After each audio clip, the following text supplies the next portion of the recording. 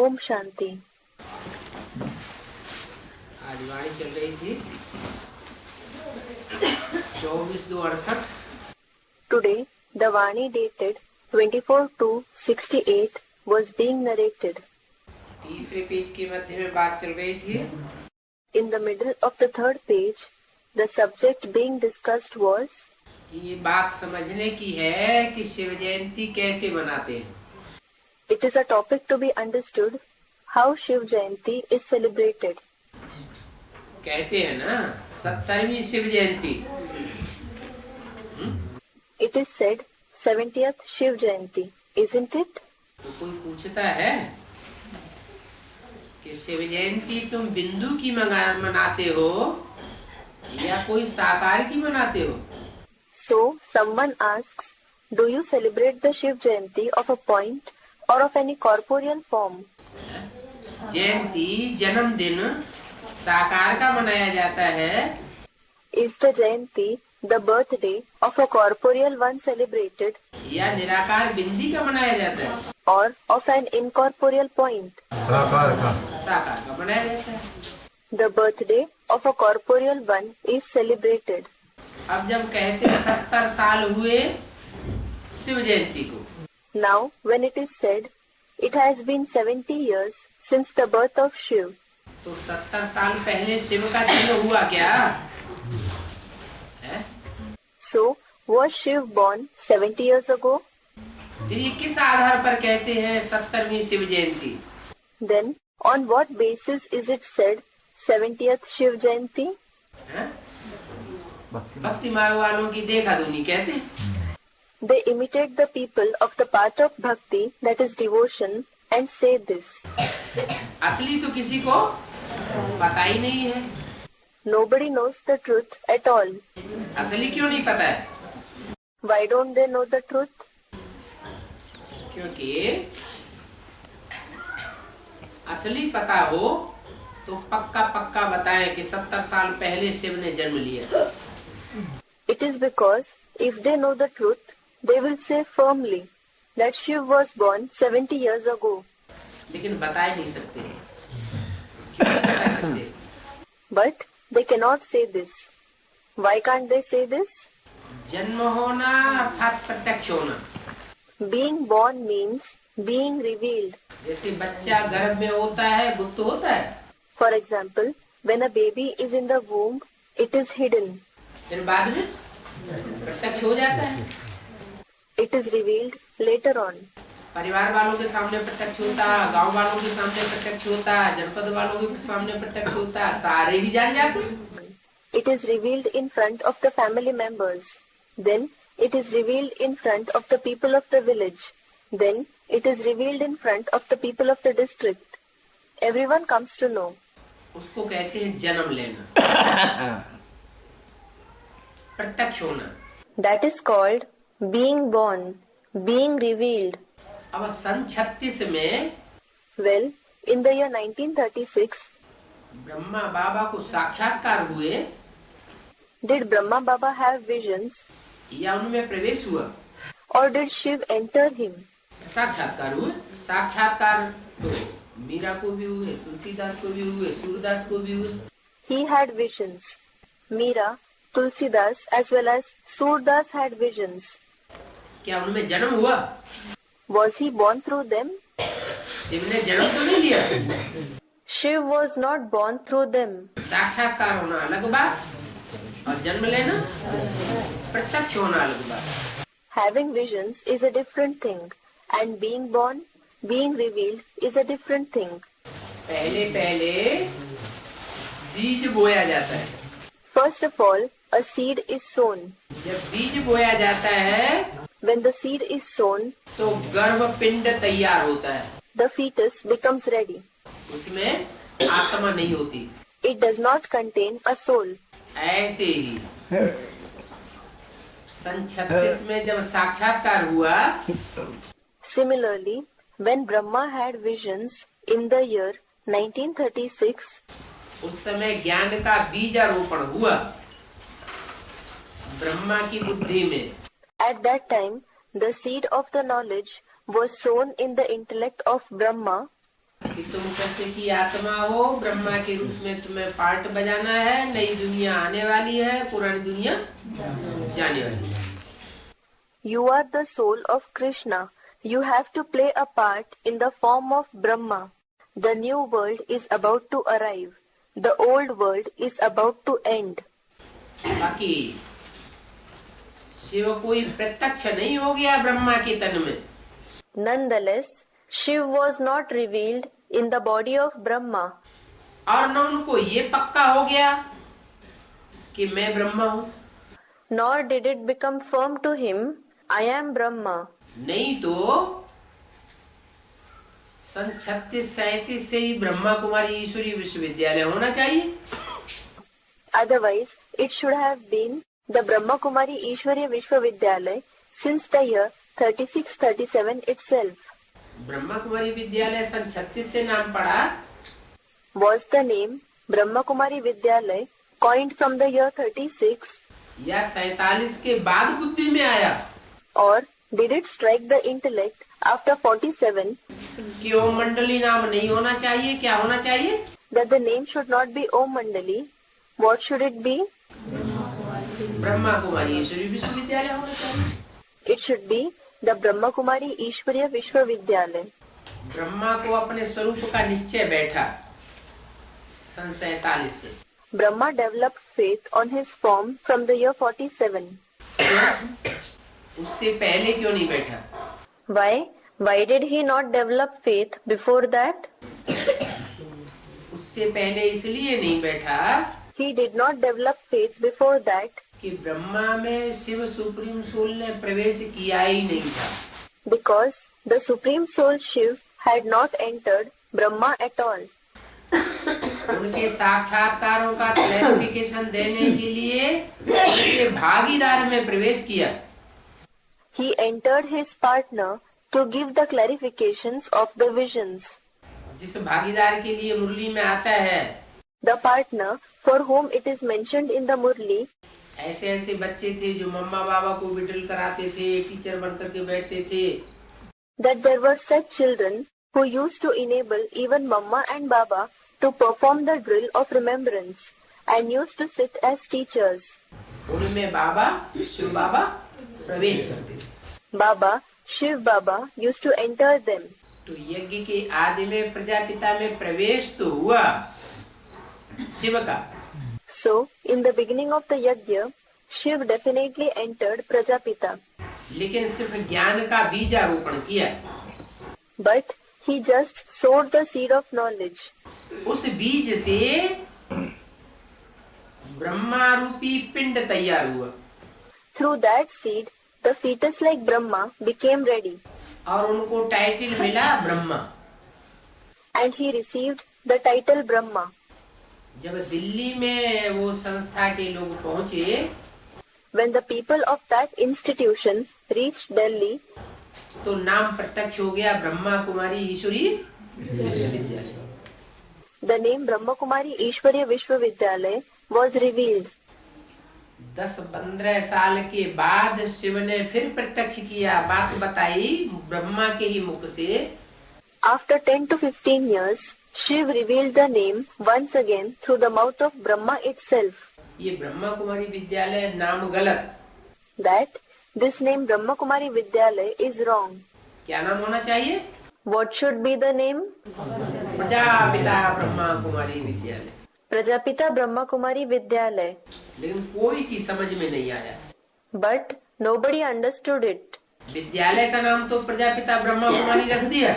They indeed gave the name Prajapita Brahma Kumari to the Vidyalaya, that is, institution. लेकिन अपने को कोई ने प्रजापिता ब्रह्मा कुमार कुमारी लिखना और समझना शुरू नहीं किया। But nobody began to write their names and to consider themselves as Prajapita Brahma Kumar Kumari. कोई की बुद्धि में ही नहीं आया। Because it occurred to nobody's intellect कि प्रजापिता अलग है और ब्रह्मा अलग है। that Prajapita and Brahma are separate. इसको समझते थे Prajapita. Whom did they used to consider as Prajapita? Brahma को ही प्रजापिता समझते थे। They used to consider Brahma himself as Prajapita. जैसे छोटा बच्चा होता है तो छोटा बच्चा अम्मा को ही बाप समझता है, अम्मा को ही सब कुछ समझता है. For example, a small child considers his mother herself to be his father. He considers his mother herself to be everything. उसके लिए सब कुछ अम्मा है, बाप की पहचान होती ही नहीं. For him, the mother is everything. He does not recognize the father at all. बड़ा समझदार होता है तो समझाया जाता है कि ये तुम्हारा बाप है. Later on, when he grows up, becomes clever, then he is explained that this is your father. तो ऐसे ही ब्रह्मा के जीवित रहते रहते कोई ने नहीं जाना कि हमारा माँ अलग है, हमारी बेहद क्या बाप अलग है. Similarly, as long as Brahma was alive, nobody understood our mother is different and our unlimited father is different. Brahma बाबा को ही माँ बाप समझते थे. They used to consider Brahma Baba himself to be the mother and father.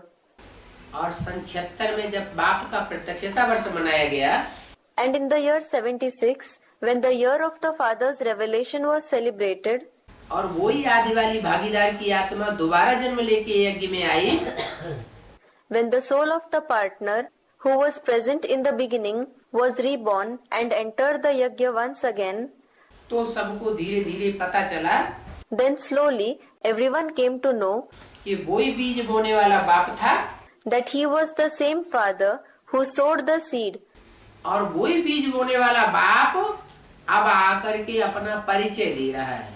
and the same father has now come and is giving his introduction. कि मैं इस मनुष्य सृष्टि का बाप हूँ I am the father of this human world, और मुझ मनुष्य सृष्टि के बाप की पहचान भी तब होती है and I, the father of the human world, can be recognized जब वो सुप्रीम सोल प्रवेश करके बाप के रूप में पार्ट बजाता है. only when that supreme soul enters and plays a part in the form of a father. तो सन 76 में जैसे कि So, in a way, in the year 76, Prajapita Brahma में वो आत्मा ने प्रवेश करके चैतन्यता ला दी. that soul entered Prajapita Brahma and made him alive. पहले जड़ था. Earlier, he was lifeless. जैसे मुसलमान लोग कहते हैं For example, the Muslims say कि मनुष्य जब मर जाता है, शरीर छोड़ देता है, when a human being dies, when he leaves the body, तो दोबारा उसका जन्म नहीं होता, वो कब्र दाखिल हो जाता है. he is not reborn. He enters the grave, that is, Qabr Dakhil. क्या कब्र दाखिल हो जाता है, मुर्दा हो जाता है. What? He enters the grave. He becomes a corpse. उसे जीव नहीं रहता. The life does not remain in it. तो ऐसे ही सारी दुनिया जैसे मरी पड़ी थी. So, similarly, it was as if the entire world was dead. कोई कहे हैं ब्रह्मा के द्वारा इतना ज्ञान सुनाया और मरे पड़े थे, ये क्या बात हुई? Someone may say, "Hey, so much knowledge was narrated through Brahma and everyone was dead? What is this?" अरे ब्रह्मा के द्वारा सुनाया, Are, was knowledge narrated through Brahma? सुना गया, सुनाया गया, Was it heard? Was it narrated? या समझा भी? Or was it also understood? सिर्फ सुनना और सुनाना हुआ, उसमें किसी के कुछ बैठा नहीं. It was just heard and narrated. Nothing entered anyone's intellect, जैसे जड़त्वमयी बुद्धि रही, as if the intellect remained inert. जैसे गर्भ में बच्चा पिंड होता है 4-5 महीने का. For example, when a fetus is about 4 to 5 months old in the womb, तो उसमें जान नहीं होती. it has no life. ऐसे ही सन 76 तक सब जैसे मुर्दा हुए पड़े थे. Similarly, everyone was like a corpse up until the year 76.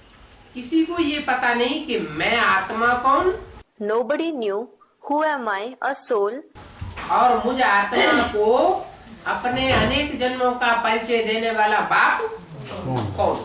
And who is the father who gives the introduction of many births to me, a soul? 76 से जब प्रवेशता हुई बाप के रूप में, When the father entered in the form of the father in 76, तो समझ पड़ी then it was understood कि हम आत्माएं इस सृष्टि रूपी रंगमंच पर अनेक जन्म कैसे कैसे लेती है और क्या क्या हमारा पार्ट है और हम किस ग्रुप की आत्मा है. how we souls have many births on this stage-like world, and what is our part, and to which group we souls belong. ये पता चलना शुरू होता है. This begins to be known, और सबको पता नहीं चलता. but not everyone comes to know. पहले किसको पता चलेगा? Who will come to know first of all? जिसने 84 जन्म लिए होंगे पूरे, उनको पता चलेगा या दूसरों को पता चलेगा? Will the ones who will have taken complete 84 births come to know, or will others come to know?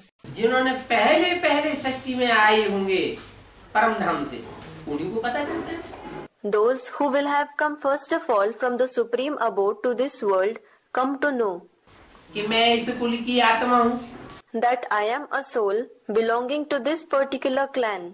इस रंगमंच पर मेरा ये पार्ट है. These are my roles on this stage. तो ये दूसरी स्थिति हुई आत्मा के प्रवेश करने की. So, this is the second stage of the entry of a soul. जो आत्मा ने प्रवेश किया उसको जन्म कहेंगे. Will the entry of the soul be said to be the birth? गर्भ में 4-5 महीने का बच्चा होता है. The child is 4 to 5 months old in the womb. बाप बच्चों के द्वारा प्रत्यक्ष हो जाता है. The father is revealed through the children.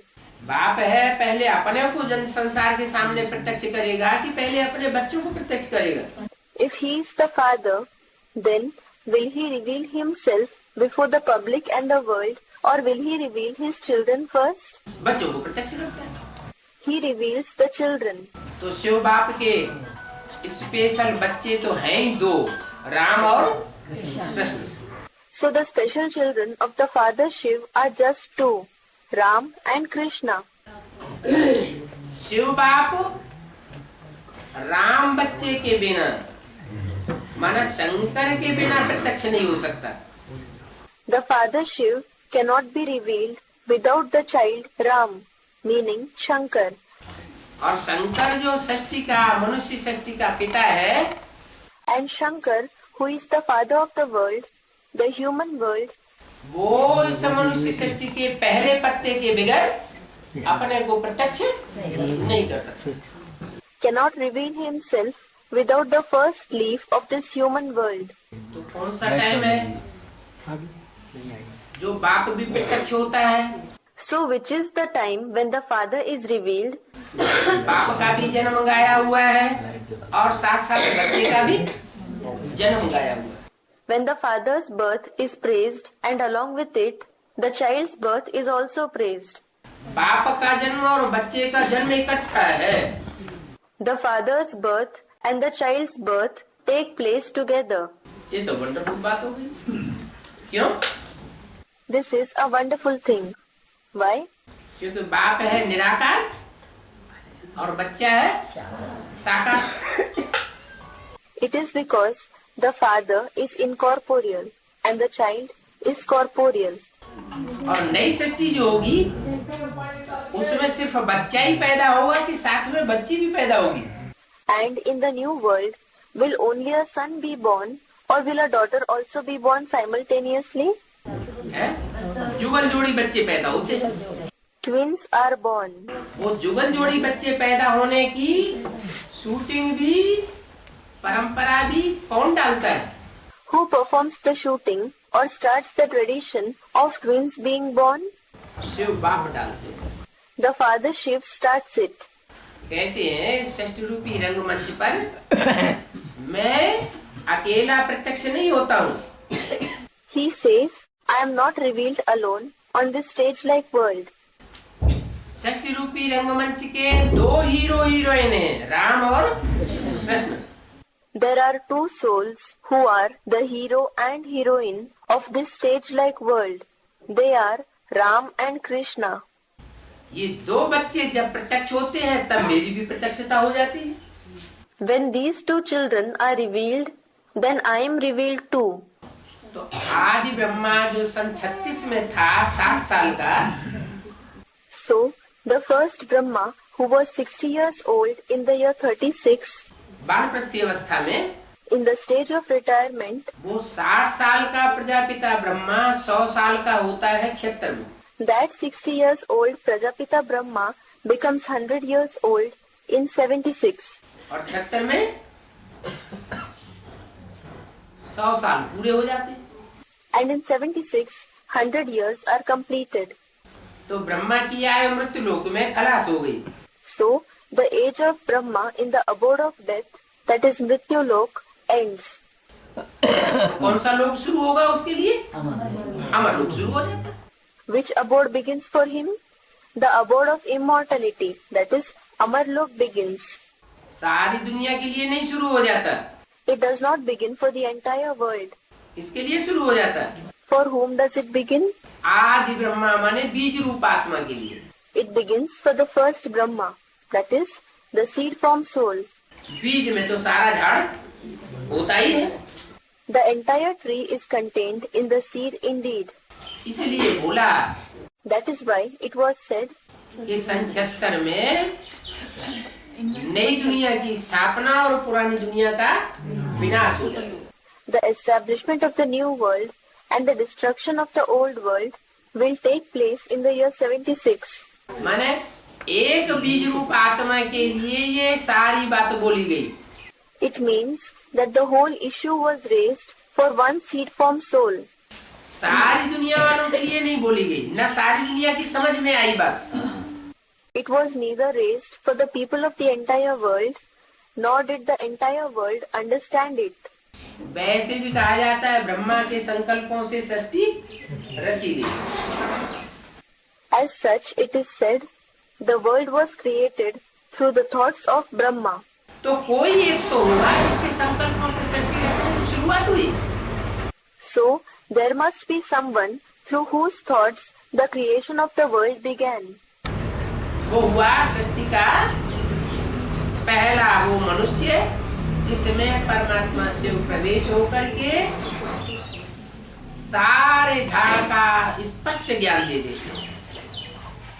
He is the first human being of the world whom the Supreme Soul Shiv enters, and he gives the clear knowledge of the entire tree through him.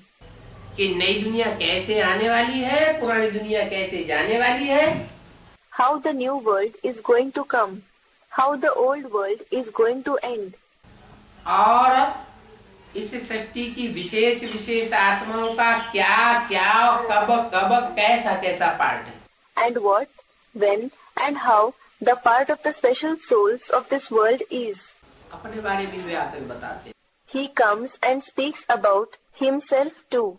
मैं जो हूँ, जैसा हूँ और जिस रूप में आकर के सृष्टि पर परमात्मा पार्ट बजाता हूँ, वो मेरे सिवाय और कोई बता ही नहीं सकता। That nobody except me can tell what I am, how I am, and in what form I come and play the supreme part in this world. सन 76 हुए 100 साल आदि ब्रह्मा के। 100 years of the first Brahma were completed in the year 76. आदि ब्रह्मा उस समय से 100 साल पूरे हुए तो मृत्यु लोक खत्म हो गया। When 100 years of the first Brahma were completed, the abode of death ended for him. उसका अमर लोक शुरू हुआ। The abode of immortality began for him. अमर लोक शुरू होने का मतलब भी बेहद में है। The beginning of Amar Lok is also implied in an unlimited sense. कि वो आत्मा एक बार निश्चय बुद्धि हो गई, माना बाप का बच्चा बन गई। That once that soul developed a faithful intellect, meaning he became the child of the father. फिर कभी अनिश्चय बुद्धि बनने वाली नहीं। Then he will never become the one having a doubtful intellect. और दूसरी आत्माएं निश्चय अनिश्चय के चक्र में चलती रहती है। all the other souls pass through the cycle of faith and doubt. कब तक चलती रहेंगी? Until when will they keep on passing through it? तब तक चलती रहेंगी जब तक इस सृष्टि का पहला पत्ता अटल निश्चय बुद्धि न बन जाए. They will keep on passing through it until the first leaf of this world becomes the one with unshakable faithful intellect. तो पहला पत्ता कौन है? So, who is the first leaf? Brahma Krishna की soul. Brahma, the soul of Krishna. वो ब्रह्मा कृष्ण की soul पहले number का ब्रह्मा है या दूसरे नंबर का ब्रह्मा है? Is that Brahma, the soul of Krishna, number 1 Brahma or number 2 Brahma? Students replied, the number 2 Brahma. मैं जिस तन में भी प्रवेश करता हूँ उसका नाम ब्रह्मा रखता हूँ. In whichever body I enter, I name it Brahma. तो सन 47 में ब्रह्मा बाबा को अपना एहसास हुआ. So, Brahma Baba became aware in the year 47 कि मैं ब्रह्मा हूँ. I am Brahma. परंतु ये एहसास उनको नहीं हुआ कि ब्रह्मा का रचयिता बाप कौन है. But he did not realize who the creator, that is, the father of Brahma is. मुरली में तो प्रश्न किया, It was certainly asked in the Murli, Brahma का बाप कौन? लेकिन जवाब किसी ने नहीं दिया. who is Brahma's father? But nobody gave an answer. स्वयं ब्रह्मा को ही पता नहीं. Brahma himself did not know. लेकिन मुरलियों से तो ये क्लियर हो जाता है कि ब्रह्मा को भी पढ़ाई पढ़ाने वाला बाप था. But it is clear from the Murlis that there was a father who taught even Brahma, जिसने उनके साक्षात्कारों का क्लैरिफिकेशन दिया. who gave him the clarification of his visions. तो बाप हो गया वो आदि ब्रह्मा और ब्रह्मा हो गया पहला पत्ता सृष्टि का. So, that first Brahma is the father and Brahma is the first leaf of the world. पहला पत्ता जब तक संपन्न न बने, Until the first leaf becomes perfect, अपने स्वरूप को पूरा पूरा न पहचाने, until he realizes his form completely, असलियत को न जाने, until he realizes the truth, तब तक सारी सृष्टि की मनुष्य आत्माएं जो है वो निश्चय बुद्धि नहीं हो सकती. the human souls of the entire world cannot develop a faithful intellect. तो उनके 100 साल कब पूरे होते हैं दूसरे ब्रह्मा के? So, when are 100 years of the second Brahma completed?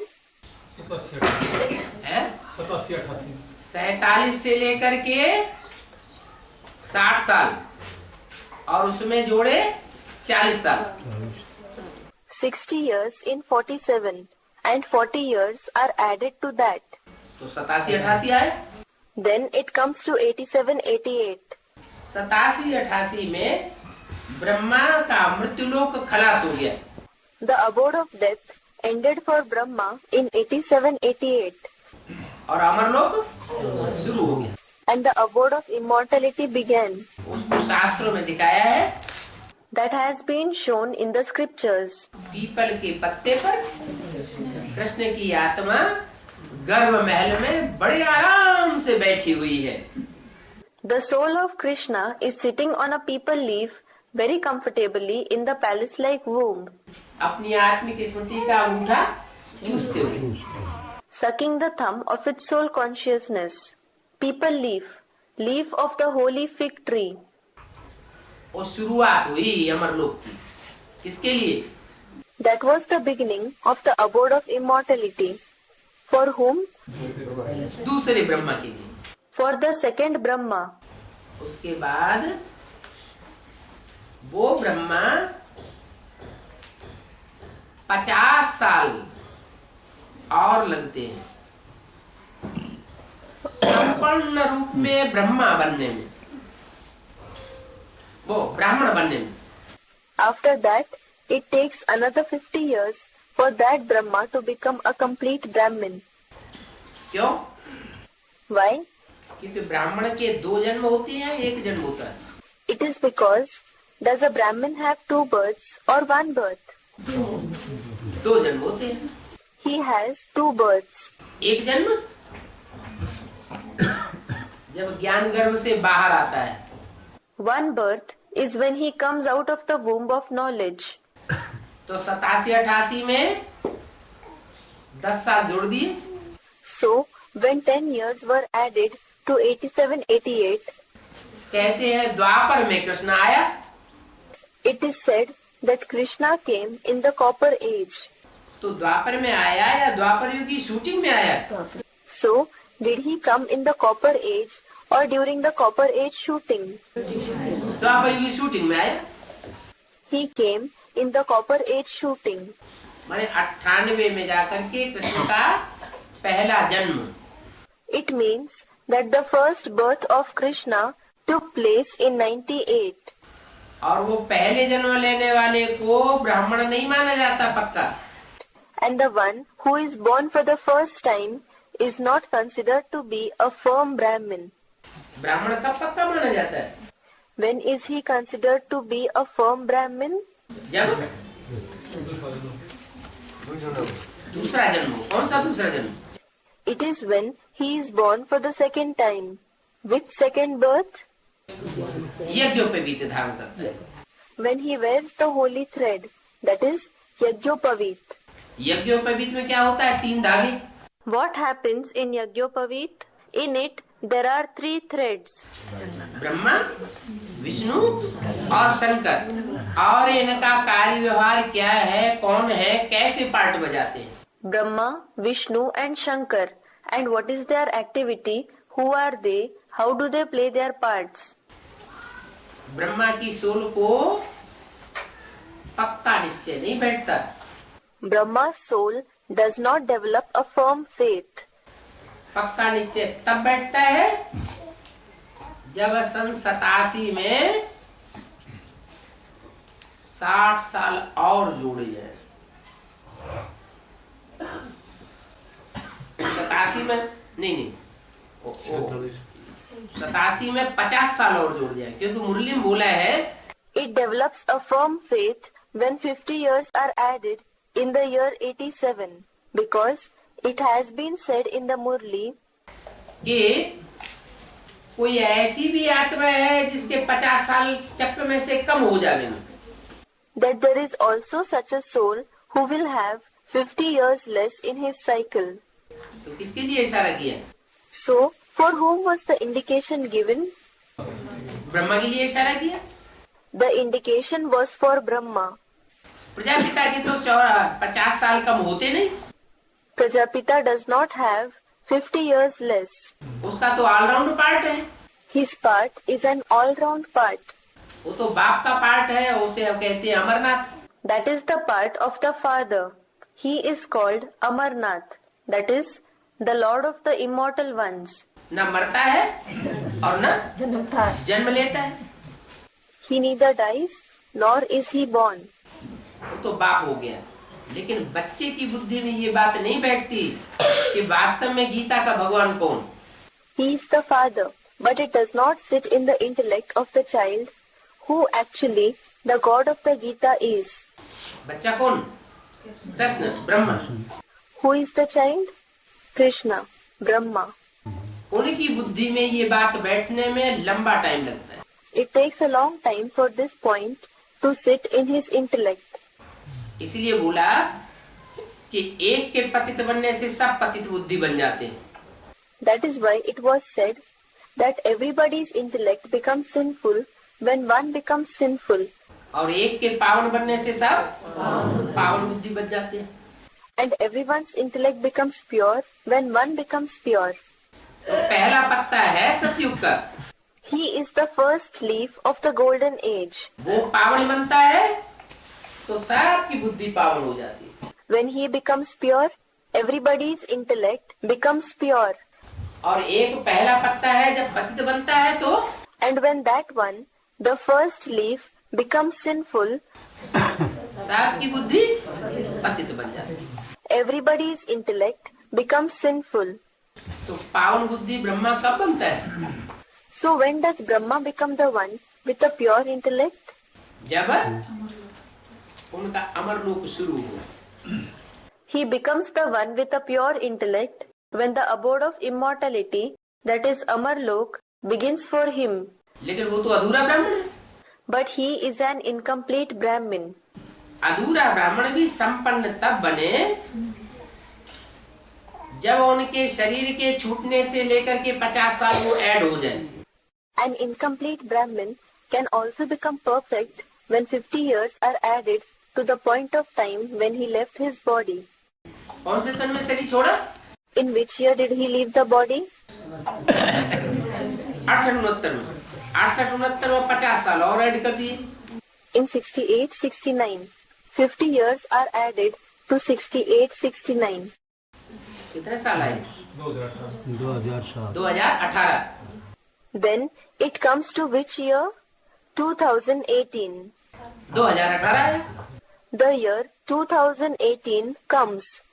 2018 में जाकर के ब्रह्मा की सोल संपन्न बने, संपूर्ण ब्राह्मण। The soul of Brahma becomes perfect, that is, a complete Brahmin in 2018.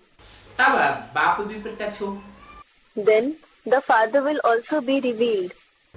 तब कहा जाए संवत 1-1-1। Then it will be said, the era 111, नए कल्प की शुरुआत, the beginning of a new kalpa, that is, cycle. 2018 के बाद जब बाप की प्रत्यक्षता हो बच्चे के साथ, After 2018, when the Father is revealed along with the child, जो बाप का जन्म सो बच्चे का जन्म। the Father's birth is the child's birth. जन्म माना प्रत्यक्ष। What does birth mean? The revelation. संगम हुई कृष्ण की भी प्रत्यक्षता होती है और बाप की भी प्रत्यक्षता। बेहद के बाप कितने हैं? 2।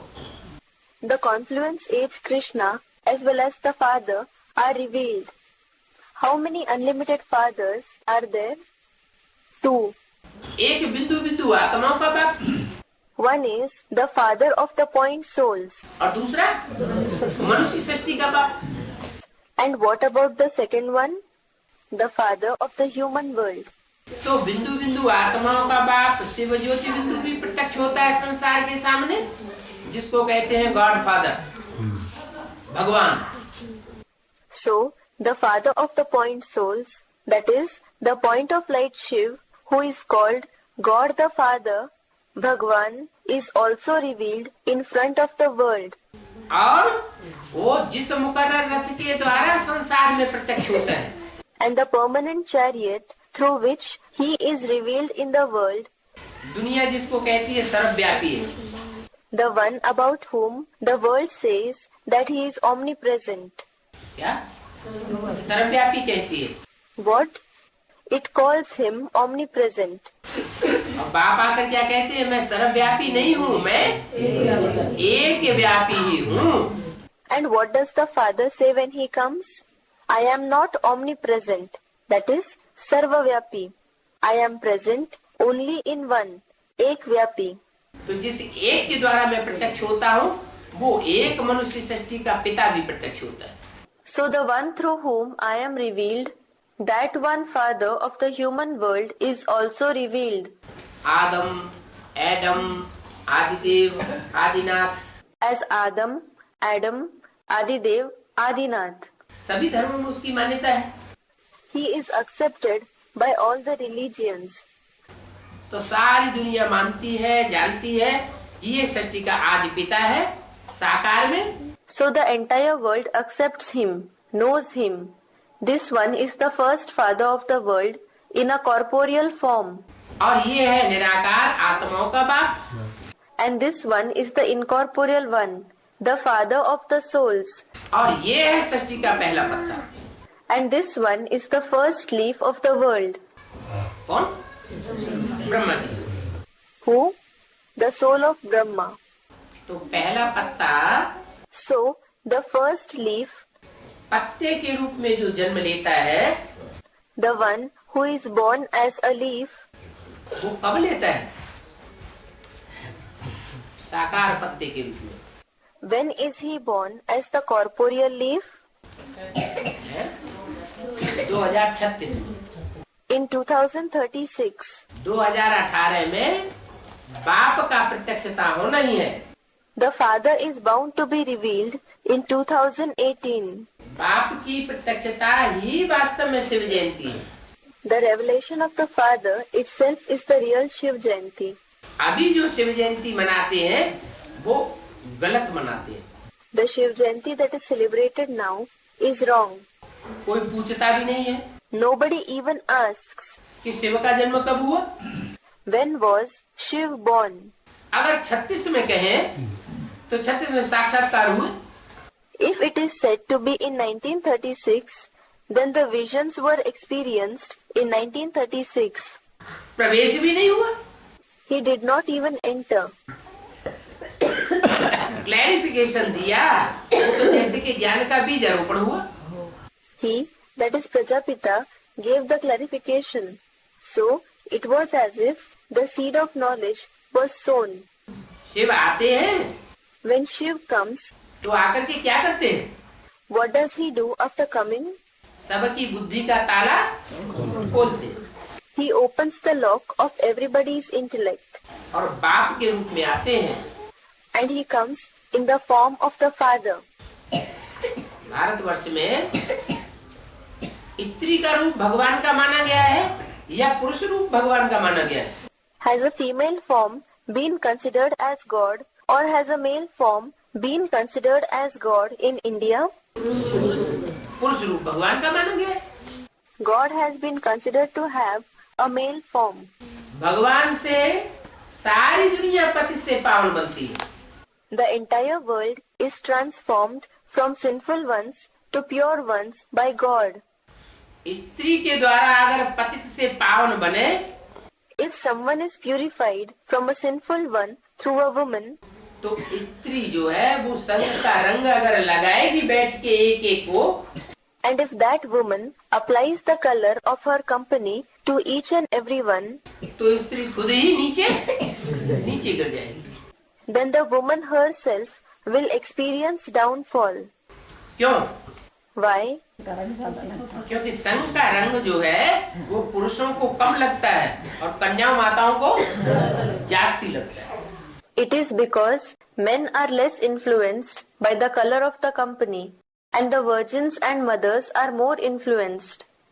इसलिए भारतवर्ष में कन्या माताओं को संग के रंग से बचाने के लिए ज्यादा प्रयत्न करते हैं। That is why in India do people make more effort to save the virgins and the mothers from the color of the company, या लड़कों को संग के रंग से बचाने के लिए ज्यादा प्रयत्न करते हैं? or do they make more effort to save the boys from the color of the company? कन्या माताओं को बचाने के ज्यादा प्रयत्न करते हैं। They make more effort to save the virgins and the mothers. तो सन 36 आता है बाप का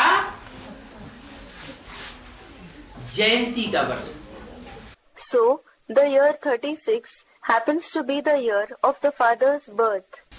अभी जो 70वीं 71वीं और 40वीं 42वीं जयंती मना रहे हैं, The 70th, 71st and 40th, 42nd birthday that they are celebrating now ये है भक्ति मार्ग का आडंबर। is the ostentation of the path of bhakti. ये समझने की बातें हैं These are the topics to be understood. कि हम शिव जयंती कैसे मनाते हैं How we celebrate Shiv Jayanti और शिव बाबा आकर के कैसे सदगति करते हैं। and how Shiv Baba comes and brings the true salvation, Sadgati. क्या सिर्फ ज्ञान सुना करके सदगति करते हैं? Does he bring Sadgati only by narrating the knowledge? ज्ञान सुनाने मात्र से सदगति हो जाती है? सुनने और सुनाने मात्र से होती है? नहीं। Is Sadgati brought just by narrating the knowledge? Does it happen just by listening and narrating? No. ज्ञान को सुनना भी है, सुनाना भी है, फिर समझना भी है और समझाना भी। The knowledge needs to be listened to as well as narrated, and then it has to be understood and explained too. और इतने से ही नहीं होती है। And just this much will not do. सुनना सुनाना हुआ ब्रह्मा के रूप से, listening and narrating took place through the form of Brahma. समझना समझाना हुआ टीचर के रूप में, शंकर के रूप से। Understanding and explaining took place through the form of Shankar in the form of the teacher. तीसरे नेत्र की बात है समझना समझाना, बुद्धि की बात है। Understanding and explaining is the task of the third eye. It is a task of the intellect. और विष्णु के द्वारा होता है practical. And through Vishnu, the practical action takes place. कोई सारा ज्ञान सुन ले, समझ भी ले, तो काम हो जाएगा। If someone listens to the knowledge completely, understands it as well, then will the task be accomplished? सुनना समझना, फिर प्रैक्टिकल में काम को पूरा करना। We should listen, understand, and then accomplish the task in practical. Practical जीवन में ज्ञान को धारण करना। That is, imbibe the knowledge in the practical life. तो ये 3 देवताएं गाए हुए। So, these 3 deities are famous. Brahma सुनने सुनाने का foundation, Brahma, who lays the foundation of listening and narrating. Vishnu practical करने का foundation, Vishnu, who lays the foundation of doing it in practical. और शंकर समझने और समझाने का फाउंडेशन।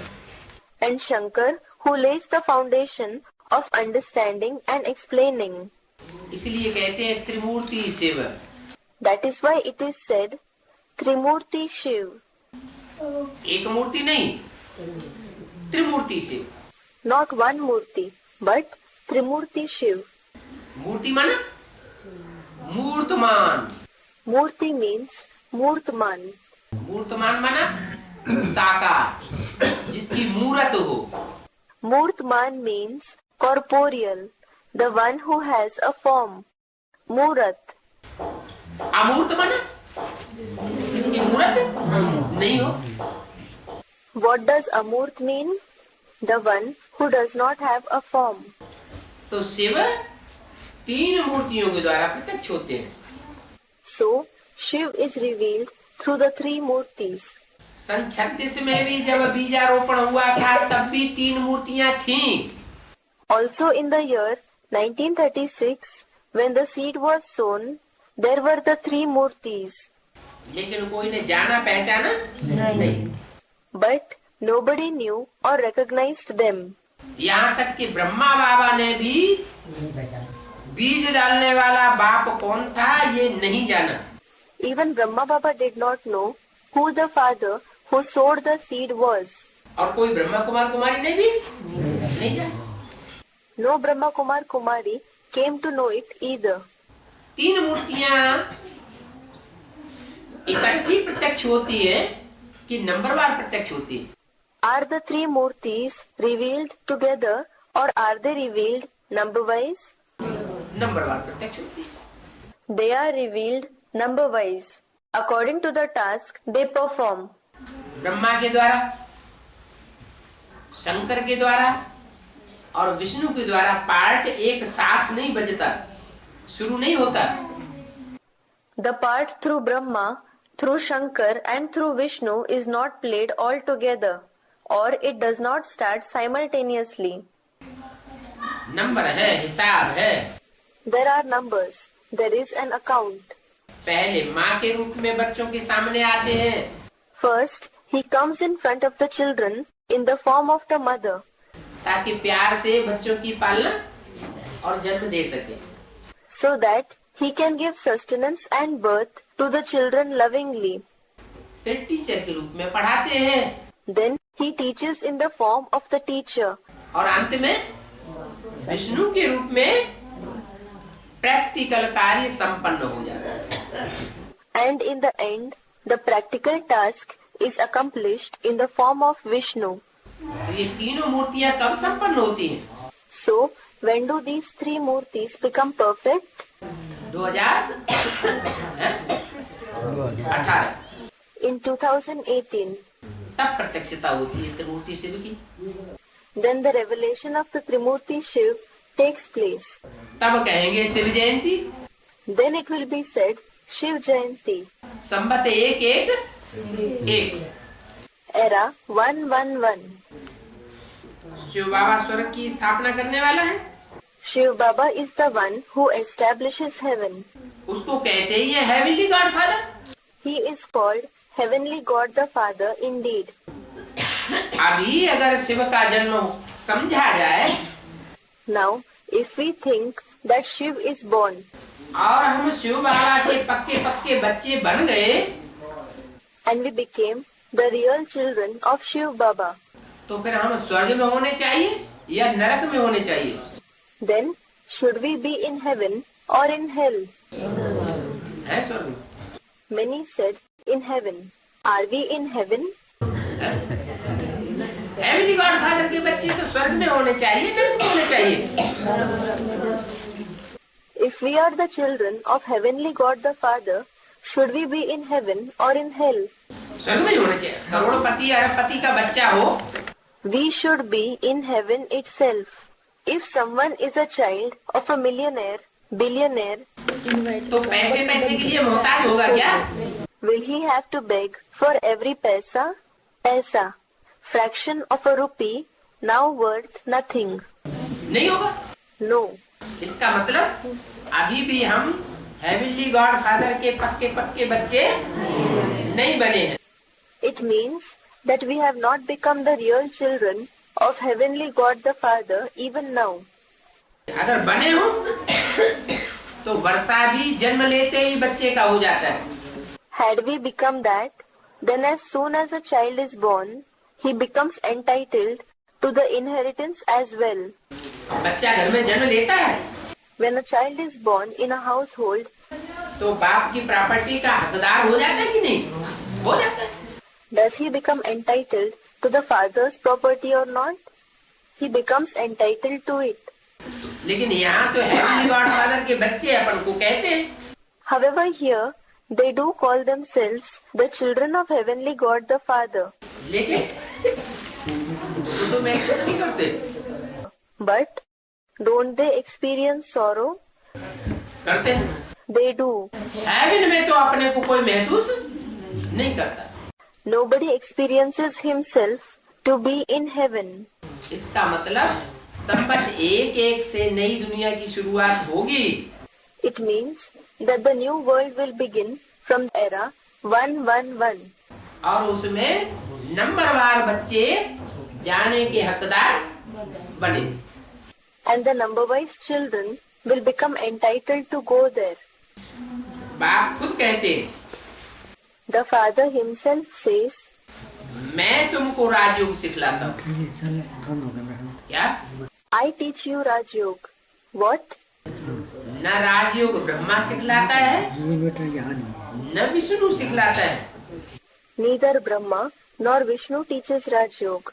बाप के रूप में मैं तुमको राजयोग सिखलाता हूँ। I teach you Raj Yoga in the form of the Father. विश्व का मालिक बनाता हूँ। I make you the master of the world. और बाप तो है ही हेवन का रचयिता। And the Father is certainly the creator of heaven. क्या? What? नरक का रचयिता नहीं है। He is not the creator of hell. और जो भी धर्म पिताएं हैं वो क्या रचना करते हैं? What do all the other religious fathers create? इस धरती पर आते हैं When they come to this world, तो सुखी दुनिया में आते हैं या दुखी दुनिया में आते हैं? do they come in a joyful world or do they come in a sorrowful world? जो भी आत्मा आती है पहली बार वो सुख की भोगती है। Whichever soul comes initially to this world experiences only happiness. दुख नहीं भोग सकती। It cannot experience sorrow. आते हैं सुख की दुनिया में They come in a world of happiness, और फिर जब जाते हैं तो दुख की दुनिया बन जाती है। and when they go, it becomes a world of sorrow. इसका मतलब जो भी धर्म पिताएं हैं सब सुख की दुनिया को नरक बना के जाते हैं। It means that all the religious fathers transform the world of happiness into hell and go. और शिव इस दुनिया को स्वर्ग बना के जाते हैं। and Shiv transforms this world into heaven and goes. मैं हेवन का रचयिता हूँ, I am the creator of heaven. तो हेवन का ही मालिक बनाऊंगा ना। So I will make you the very master of heaven, won't I? हम उनकी बायोग्राफी को बताते हैं, जो स्वर्ग का रचयिता है। We tell you the biography of the one who is the creator of heaven. कैसे स्वर्ग की स्थापना करते हैं, कैसे राजयोग सिखाते हैं, सो आकर के समझो। Come and understand how he establishes heaven, how he teaches Raj Yoga. जैसे बाप समझाते हैं वैसे बच्चे तो नहीं समझा सकते। The children cannot explain like the father. बच्चों की समझानी और बाप की समझानी एक जैसी होगी? Will the explanation of the children and the explanation of the father be alike? या अंतर होगा? Or will there be any difference? अरे जमीन आसमान का अंतर होगा। Arey, there will be a difference of the land and the sky. That is a world of difference. इस ज्ञान में तो बहुत अच्छा समझाने वाला चाहिए। Someone who explains very nicely is required in this knowledge. Shiv के मंदिर में बहुत अच्छा मनाते होंगे। The celebrations at the temple of Shiv must be very nice. तो वहाँ बैठ करके समझाना चाहिए। So you should sit there and explain. Lakshmi Narayan के मंदिर में शिव की जीवन कहानी बैठ सुनावेंगे तो फिर किसी को जचेगी नहीं। If you sit in a temple of Lakshmi Narayan and narrate the biography of Shiv, nobody will like it. ख्याल में नहीं आएगा। They will not even think about it. फिर उनको अच्छी रीति बुद्धि में बिठाना पड़े। Then you will have to put it in their intellect nicely. Lakshmi Narayan के मंदिर में बहुत आते हैं। Many people come to the temple of Lakshmi Narayan. उनको लक्ष्मी नारायण का राधे कृष्ण का समझा सकते हो। You can explain to them about Lakshmi Narayan, Radhe Krishna. इनका अलग मंदिर होना नहीं चाहिए। Their temples should not be separate. किनका? Whose? लक्ष्मी नारायण का और कृष्ण का मंदिर अलग नहीं होना चाहिए। क्यों? Lakshmi Narayan's temple, Mandir, and Krishna's temple should not be separate. Why? मंदिर माने घर। Temple means a house. जहाँ बाप का घर होगा वहाँ बच्चे का घर होना चाहिए। A child's house should be at the same place as the father's house. तो कृष्ण बच्चा किसका बच्चा है? So, whose child is the child Krishna? Narayan का। Narayan's child. तो जो नारायण का मंदिर वही कृष्ण का मंदिर होना चाहिए। So the temple of Narayan itself should be the temple of Krishna. Krishna जयंती पर कृष्ण के मंदिर में जाकर के मनावेंगे। On the occasion of Krishna's birthday, Krishna Jayanti, people go to Krishna's temple and celebrate it. जब कृष्ण जयंती मनाते हैं तो किसके मंदिर में जाते हैं? When they celebrate Krishna Jayanti, to whose temple do they go? Lakshmi Narayan के मंदिर में जाते हैं, कृष्ण के मंदिर में जाते हैं। Do they go to a temple of Lakshmi Narayan or to a temple of Krishna? कहाँ जाते हैं? Where do they go? Krishna के मंदिर में जाते हैं। They go to a temple of Krishna. हम उनकी 84 जन्मों की कहानी सुना दें। ऐसा जाकर के बताओ। Go there and tell them. We will tell you the story of his 84 births. Krishna ही गोरा और कृष्ण ही सांवरा क्यों गाया जाता है? Why is it praised that Krishna himself is the fair one and Krishna himself is the dark one? ऐसे तो होता नहीं। It does not happen like this. कोई बचपन में गोरा हो और बड़ा होकर काला हो जाए। That someone is fair in childhood and becomes dark after growing up. या बचपन में काला हो और बड़ा होकर गोरा हो जाए। Or that someone is dark in childhood and becomes fair after growing up. काला बच्चा पैदा होगा तो काला ही रहेगा। If a child is born dark, he will remain just dark. और गोरा बच्चा पैदा होगा तो गोरा ही रहेगा।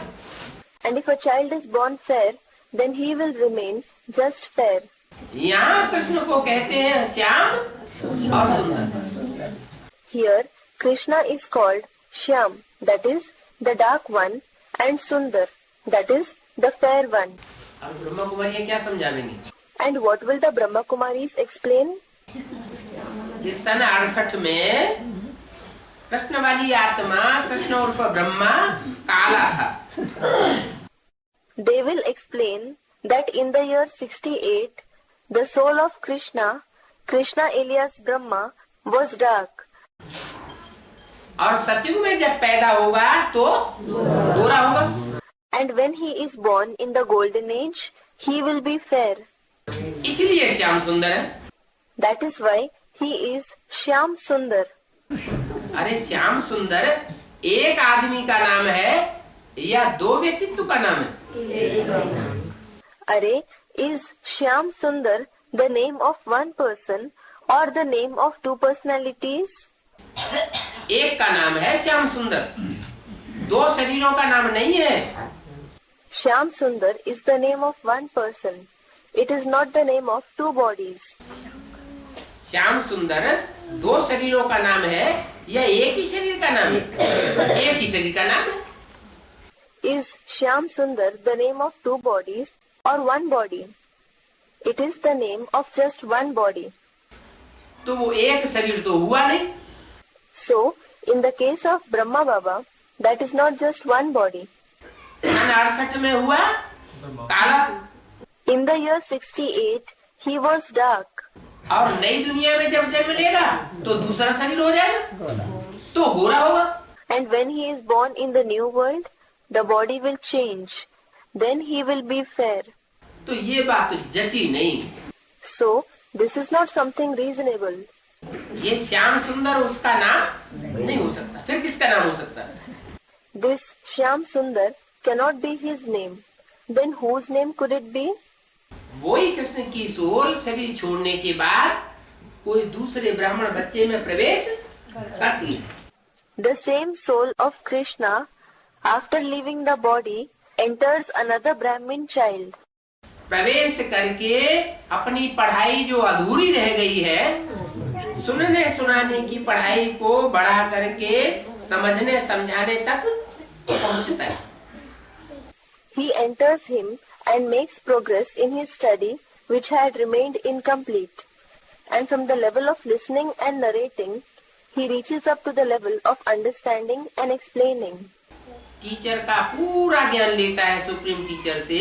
He obtains the complete knowledge of the teacher from the supreme teacher. और ज्ञान लेने के बाद अपने स्वरूप को समझता है। And after obtaining the knowledge, he realizes his form. कि मैं तो रचना हूँ इस षष्ठी रूपी वृक्ष में, पहला पत्ता। I am a creation, the first leaf of the tree-like world. और मेरे को जन्म देने वाला है नर से नारायण बनने वाला। And the one who gives birth to me is the one who transforms from a man to Narayan.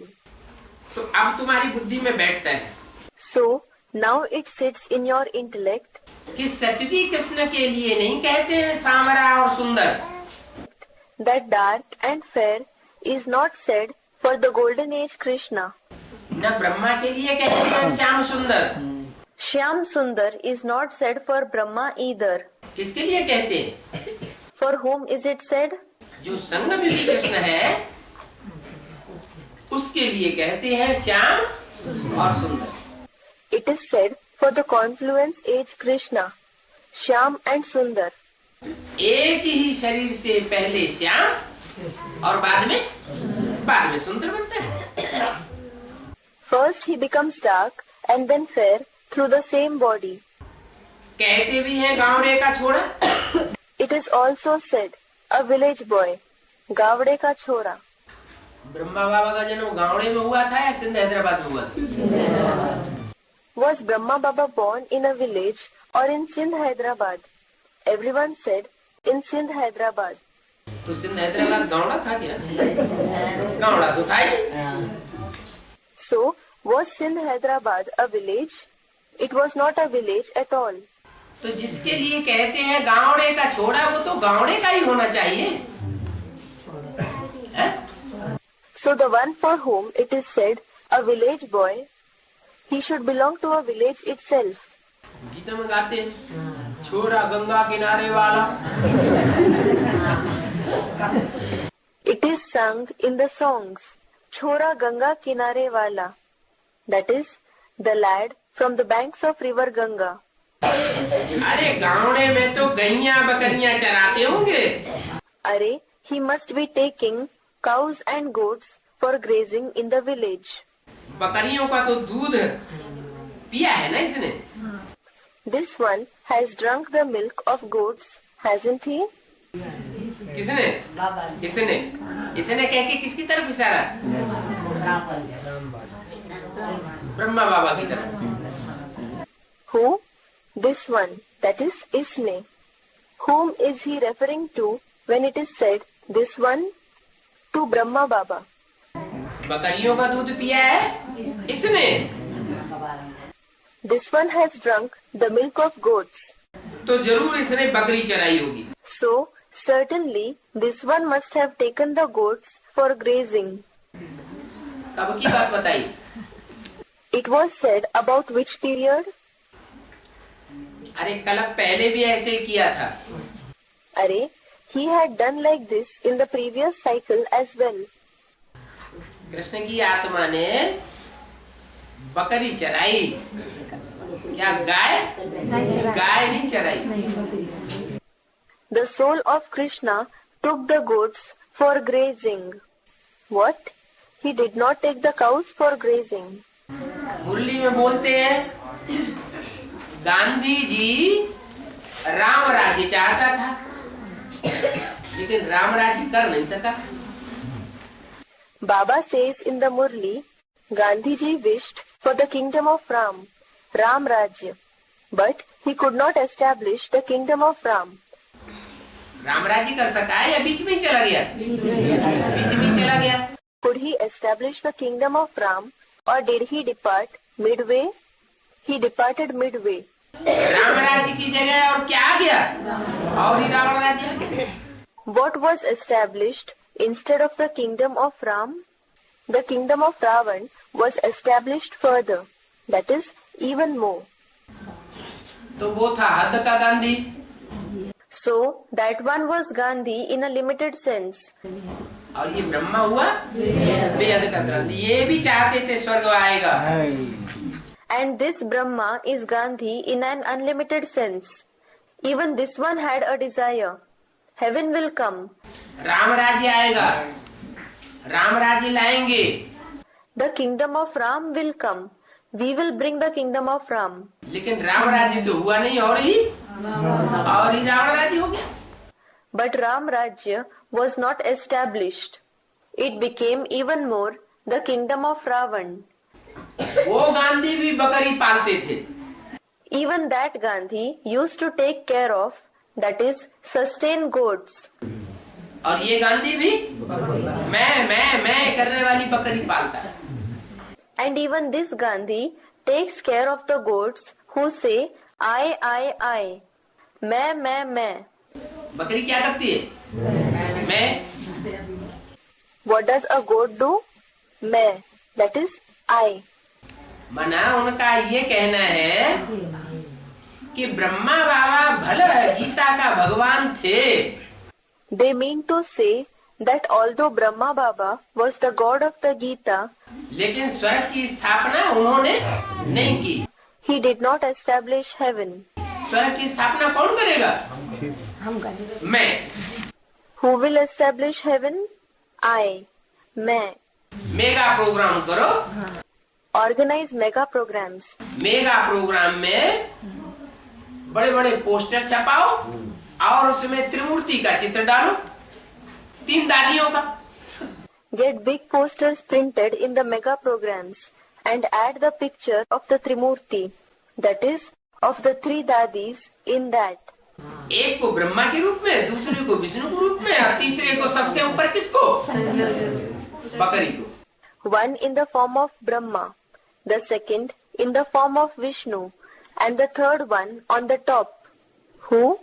The goat. वो बकरी कहती है मैं शंकर के रूप में मैं हूँ भगवान। That goat says, I am God in the form of Shankar. मैं नई दुनिया की स्थापना करने वाली हूँ। I am the one who establishes the new world. तो ऐसी बकरी को किसने पाला? So, who sustained such a goat? Students, Brahma Baba. Krishna ने पाला।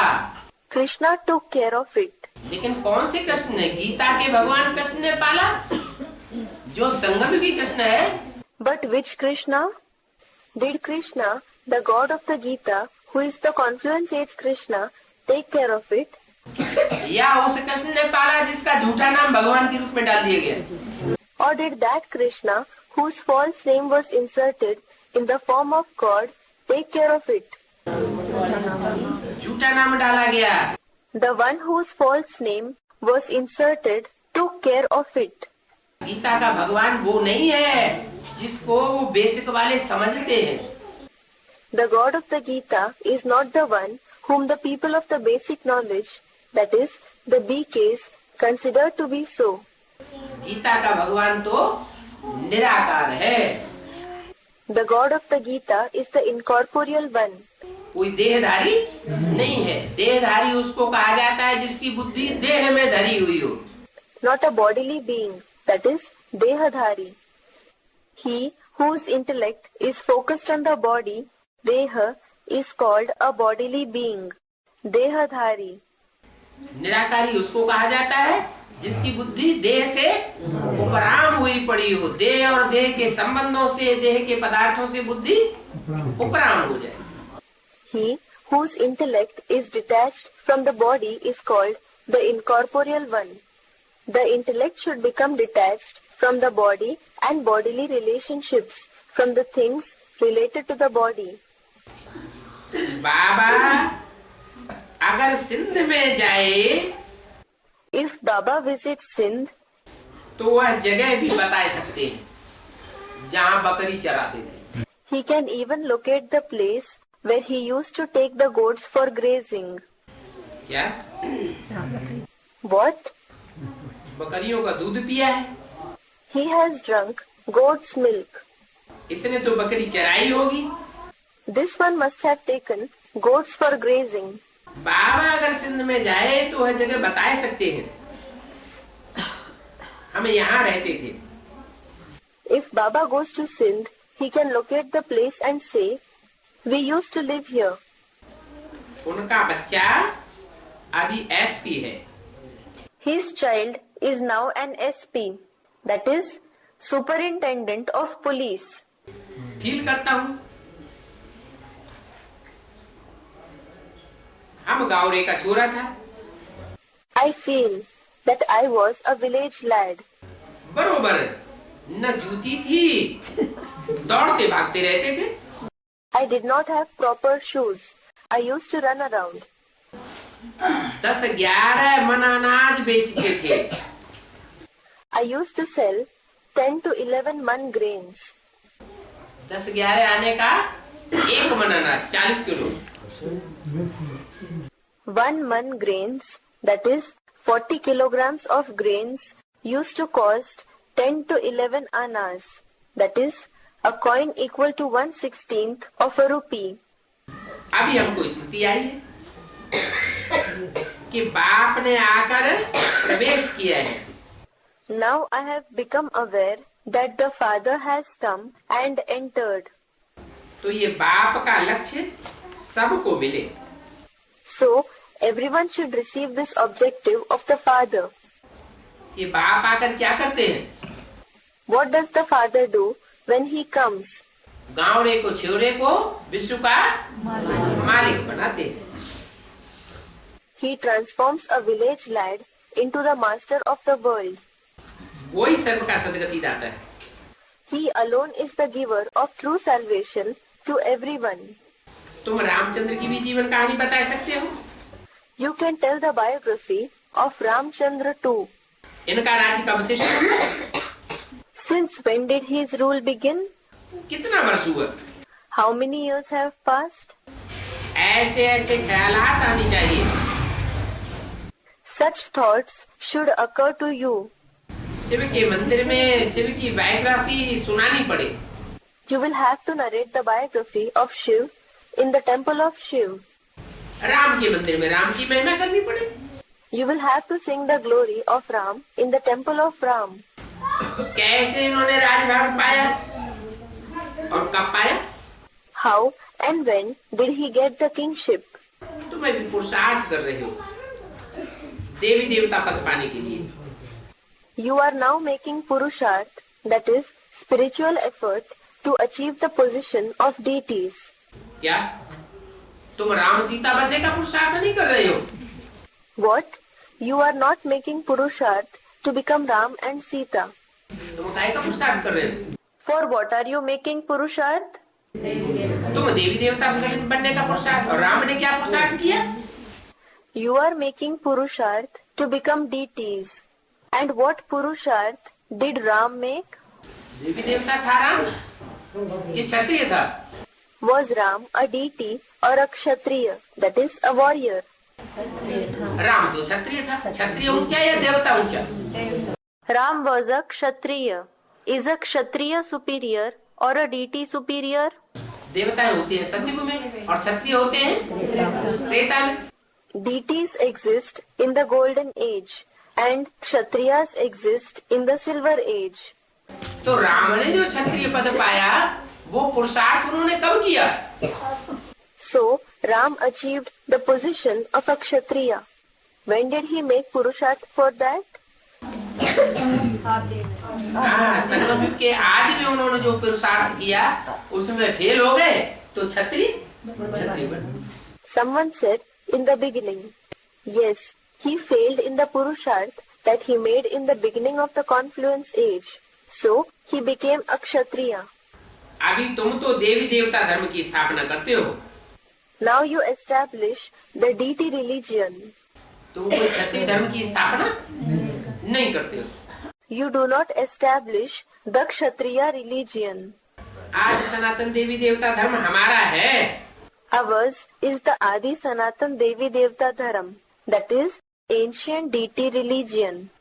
अगर हिंदू धर्म न भी कहा तो भी कोई गुस्सा नहीं करेंगे। Even if we do not use the word Hinduism, nobody will become angry.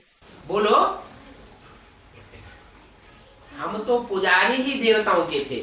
Tell them, we were precisely the worshippers of the deities. क्या? What? 24 फरवरी 1968 की वाणी का चौथा page.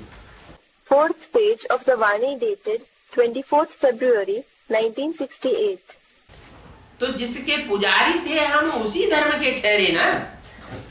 So we belong to the same religion of the one whose worshippers we were, don't we? Christian किसकी पूजा करते हैं photo लटका के?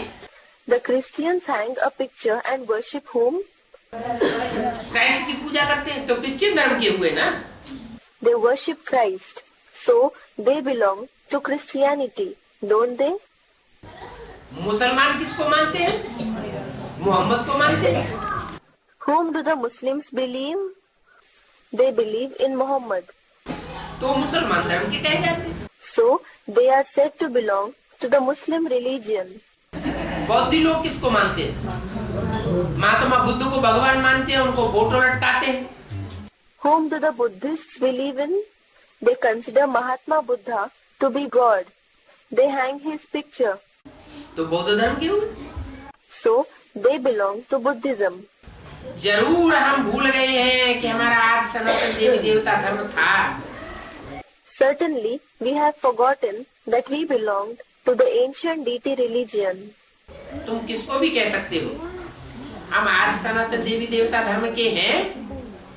You can tell anyone, we belong to the ancient deity religion. और हम पवित्र थे। And we were pure. तो कोई कुछ भी कहेगा नहीं। Then nobody will say anything. Hindu धर्म कोई ने तो स्थापन किया नहीं है। Nobody has established Hinduism. नाम रख दिया हिंदू धर्म। परंतु बता नहीं सकते कि इसकी स्थापना कब की और किसने की। The name Hinduism, that is Hindu Dharma, has been coined, but they cannot say when it was established and by whom. Hindu धर्म कोई धर्म थोड़ा ही है। Hinduism is not a religion. ऐसा सीधा कहने से बिगड़ पड़ते हैं। If you directly say this, they become angry. समझते हैं ये कोई साईं आदि है। They think that these are people following some sai, meaning Baba, etc. बोलो, हम आदि सनातन देवी देवता धर्म के हैं। Tell them we belong to the ancient deity religion, जिनको आजकल तुमने हिंदू कह दिया है, which you have named as Hinduism nowadays. परंतु हम तो देवताओं को पूजते हैं। But in fact, we worship deities. महिमा भी देवताओं की करते हैं। We also praise the deities. जो और धर्म के लोग हैं, वो देवताओं को पूजते हैं क्या? Do the people belonging to other religions worship deities? मानते हैं क्या? Do they believe in them? नहीं, वो तो फरिश्तों को मानते हैं। No, they believe in angels. और हम देवताओं को मानते हैं। And we believe in deities. देवताओं को अपना शरीर होता, उनकी मूर्तियां बनती। Deities have their own body. Their idols are prepared. और फरिश्तों को तो अपना शरीर होता ही नहीं। And angels do not have their own body. तो दूसरे धर्म के लोग हैं भूत प्रेतों के पुजारी। So, the people belonging to the other religions are the worshippers of ghosts and spirits. और हम हैं देवताओं के पुजारी। And we are the worshippers of deities. तो हम देवता धर्म के हुए ना। So, we belong to the deity religion, don't we? Shiv ने ही आदि सनातन देवी देवता धर्म की स्थापना की है। Shiv himself has established the ancient deity religion. Shiv ही आकर के नर को नारायण और नारी को लक्ष्मी जैसा देवता बनाते हैं। Shiv himself comes and transforms a man into Narayan and a woman into a deity like Lakshmi. तब तो शास्त्रों में लक्ष्मी नारायण की इतनी महिमा है। Then indeed, Lakshmi and Narayan are praised so much in the scriptures. कहते हैं सतयुग आदि में नारायण का राज्य था। People say that in the beginning of the golden age, there was the kingdom of Narayan. कीर्तन करते हैं तो भी गाते हैं हे Krishna Narayan Vasudev. They even sing at the time of Kirtan, that is, group singing of hymns to a deity. Hey Krishna Narayan Vasudeva. ऐसी ऐसी बातें तुम दिल में धारण करके और धारण कराते हो।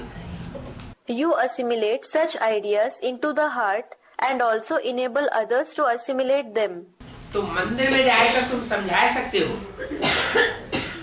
So, you can go to a temple and explain.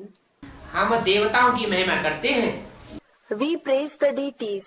और हम सभी देवी देवताओं की जीवन कहानी बता सकते हैं। And we can tell you the life stories of all the deities. क्या? What? ऐसे नहीं कि नारायण की जीवन कहानी बताते हैं।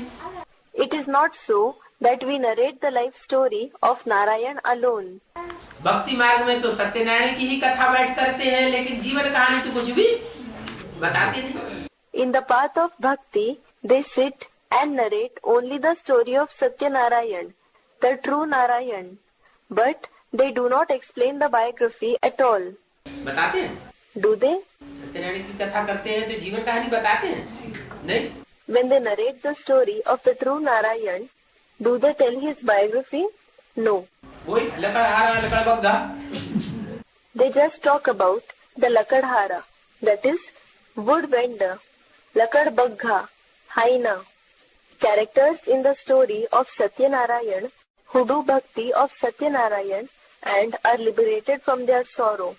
और तो कोई बात बताते नहीं, लेकिन हम सत्यनारायण की जीवन कहानी बता सकते हैं। They don't say anything else, but we can narrate the life story of the true Narayan. Lakshmi की भी जीवन कहानी बता सकते हैं और जगदम्बा की भी जीवन कहानी बता सकते हैं। We can narrate the life story of Lakshmi as well as of Jagadamba. मंदिर में जाए तुम समझा सकते हो, हम देवताओं की महिमा करते हैं. You can go to the temple and explain. We praise the deities. Ram की भी हम बता सकते हैं. We can tell you about Ram too. देहधारी जो भी होते हैं वो पुनर्जन्म तो जरूर लेते हैं. All the bodily beings are certainly reborn. बाप का पूरा परिचय देना तो फिर सर्वव्यापी के ज्ञान बुद्धि से निकल जाएगा. Give the complete introduction of the Father, then the knowledge of God, being omnipresent, will vanish from the intellect.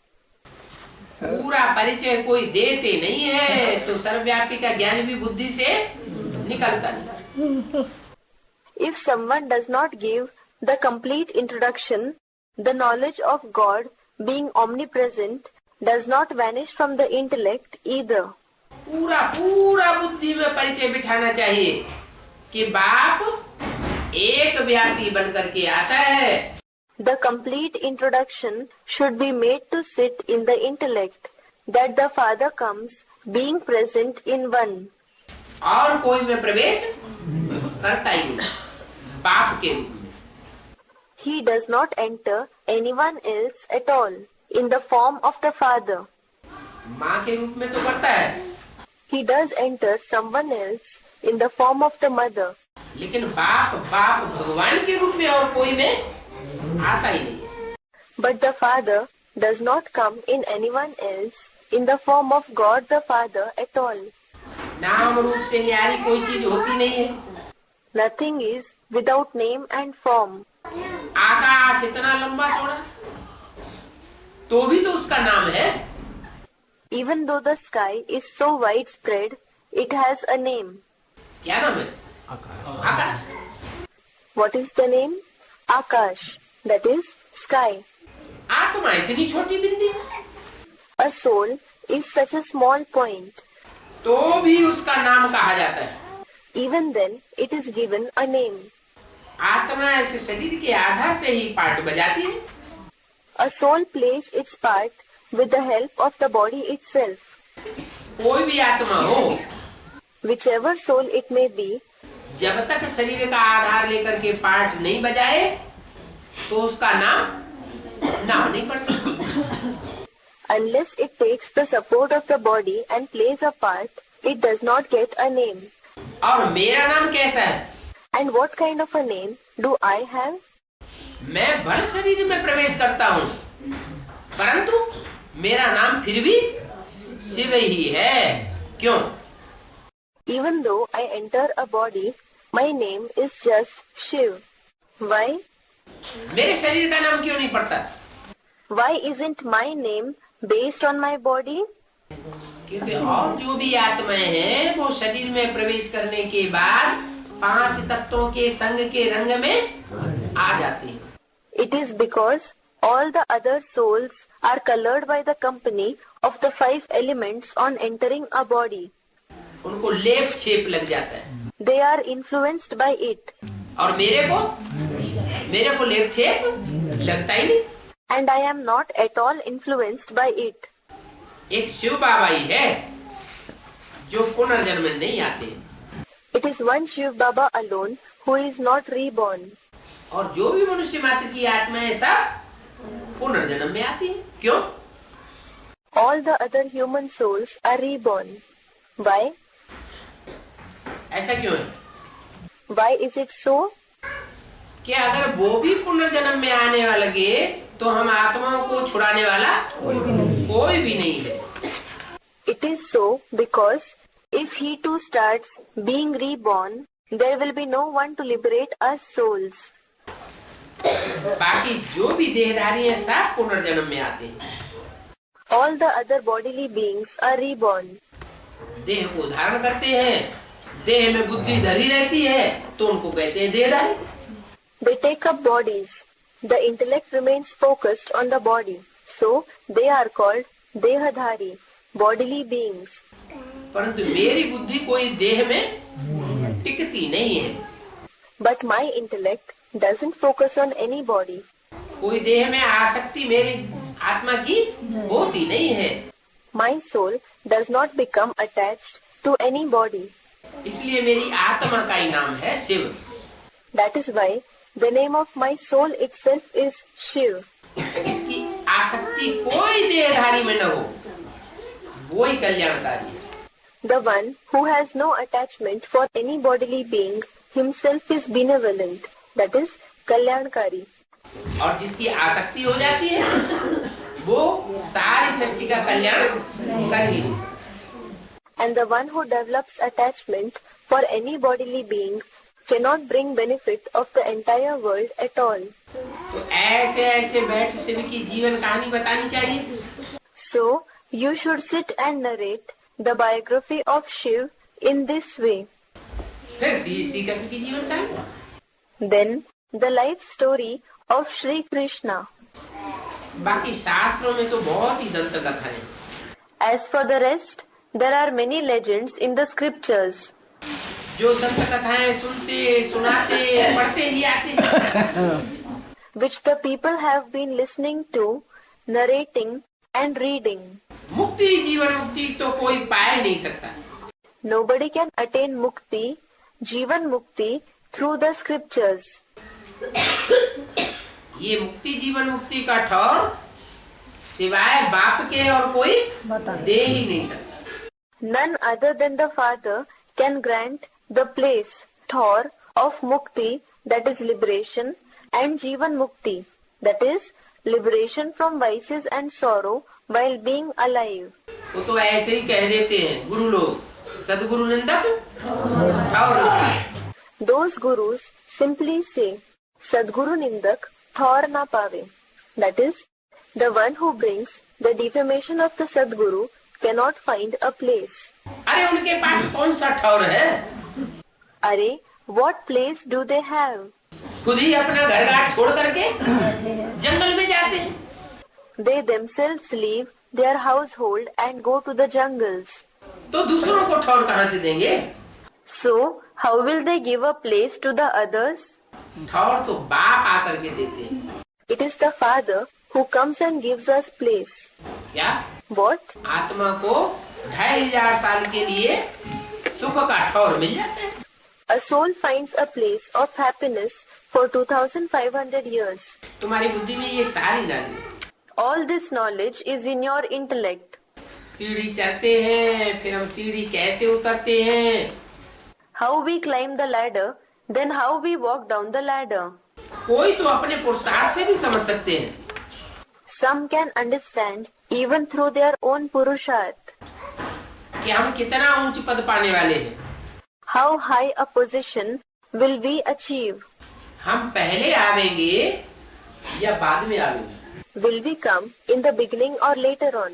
क्या? What? पहले कौन आवेंगे? Who will come in the beginning? जो अंत तक बाप से पढ़ाई पढ़ेंगे वो पहले आवेंगे। Those who study the knowledge from the Father till the end will come in the beginning. और बीच में बिछुड़ जाएंगे। And if they become separated in between, औरों को बाप बनाए लेंगे। if they make others their father, तो फिर बाद में आएंगे या पहले आएंगे? बाद में आएंगे। will they come later on or will they come in the beginning? They will come later on. या तो जो पढ़े हुए हैं वो अनपढ़ों के आगे नहीं, तो जो अनपढ़ हैं वो पढ़े हुओं के आगे बढ़ी डोबेंगे। Otherwise, those who are illiterate will lift the burden in front of the educated ones. सेवा तो बहुतों की होगी। Many will be served. जिनकी पहले सेवा होगी वो पहले आएंगे। Those who are served first will come first. तो बहुत ही प्यार से यज्ञ की हड्डी हड्डी सर्विस करते हैं, उनको फल भी बहुत अच्छा मिलेगा। Those who use their every bone to serve the yajna with great love will also receive very nice fruit. जो धमचक्कर मचाने वाले हैं वो ऊंच पद पाए नहीं सकेंगे। Those who create turmoil will not be able to achieve a high position at all. होता है कि नहीं? Does it happen so or not? School में कोई धमचक्कर मचाने वाले स्टूडेंट होते हैं और कोई शांति से अपनी पढ़ाई पढ़ने वाले होते हैं। In a school, there are some students who create chaos and some study peacefully. ऊंचा पद कौन पाते हैं? बड़े बड़े ऑफिसर। जो पढ़ाई अच्छे पढ़ते हैं वो बड़े बड़े ऑफिसर बनते हैं। Who achieves a higher position? Those who study nicely become big officers. धमचक्कर मचाने वाले फिर कोई न कोई तरीके से ऐसे बन पड़ते हैं जो दुनिया को दुख देने के ही निमित्त बनते हैं। Those who create chaos in one way or the other become instrument in giving sorrow to the world. कोई कोई नौकर चाकर बनते हैं। Some become servants. नौकर चाकर बनने वाले धनी को बहुत तंग कर देते हैं। Those who become servants trouble the master a lot. कोई तो ऐसा सुख देते हैं जो अपना बच्चा भी सुख नहीं दे सके। Some give so much happiness that even their, that is, the master's own child, cannot give that much happiness. बच्चे जानते हैं दिन प्रतिदिन गुई गुई पॉइंट्स मिलती रहती है। The children also know that day by day we keep receiving secret points. इसलिए वो पॉइंट नोट करनी चाहिए। That is why we should note down those points. मुरली में भी तंत्र की पॉइंट आती है ना।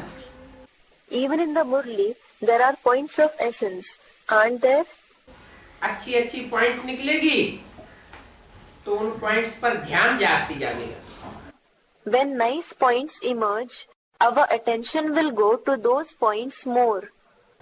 बाबा को तो पुरानी टाइप पॉइंट्स मिक्स करके सुनानी पड़ती है। क्यों? Baba has to mix the old points with the new ones and narrate them. Why? क्योंकि नए नए बच्चे आकर बैठ जाते हैं तो बाबा पुरानी पॉइंट्स फिर से उनको सुनाते हैं। It is because new children come and sit. So, Baba once again narrates the old points to them. ताकि उनकी बुद्धि सेट हो जाए। So that their intellect becomes set.